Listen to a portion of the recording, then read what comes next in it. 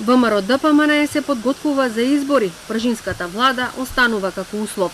Уставните измени нема да се поддржат.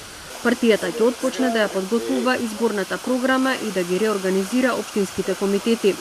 Ова е заклучокот од вчерашната седница на извршниот комитет. Заклучоците ќе треба да се парафираат и на највисокото партиско тело, Централниот комитет. Да, се подготвуваме за избори, онака како што и порача и испрати порака премиерот на Република Македонија, дека ќе распише предвремени парламентарни избори. Но на повеќечасовната средба во Белата палата имало жестока дебата за актуелната ситуација. Според извори на Телма, на синокешниот извршен комитет на партијата било поставено прашањето околу предлогот на Панчо Минов, амандмански да се интервенира за одложена примена на името Северна Република Македонија, зашто премиерот Заев изрази подготвеност да разговара со Мицковски и со Ципрас. Ваквиот предлог бил искритикуван и отфрлен од еден од подпредседателите на ВМРО ДПМН.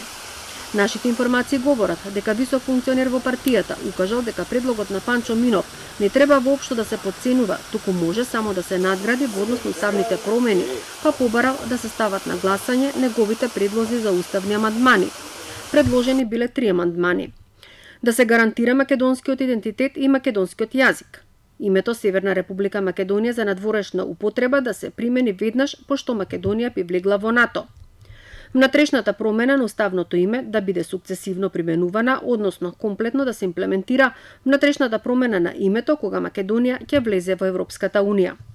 Високиот функционер побара од раководството на партијата заради заштита на народот и негово сплотување да му биде предложена на Заев комплетна амнестија за 27 април на сите лица кои ќе бидат опфатени и пратениците. Овие точки требало да се стават на дневен ред на извршниот комитет, да бидат изгласани, а потоа за нив да расправа и да се изјасни Централниот комитет на партијата. Доколку се усвоиле овие барања, тогаш пратениците на ВМРО ДПМН, ако сакаат, можат да гласаат за промена на уставните амандмани.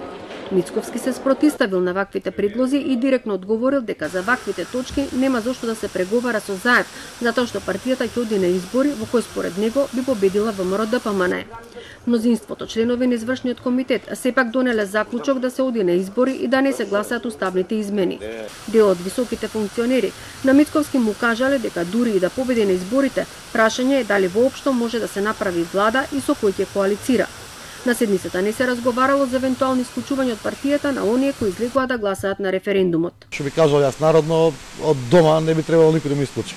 По завршувањето на состанокот, Тони Михајловски изјави дека ниту еден пратеник нема да ги поддржи уставните измени и дека нема да се обезбеди двотретинско мнозинство во парламентот. За уставните измени има став, нормално.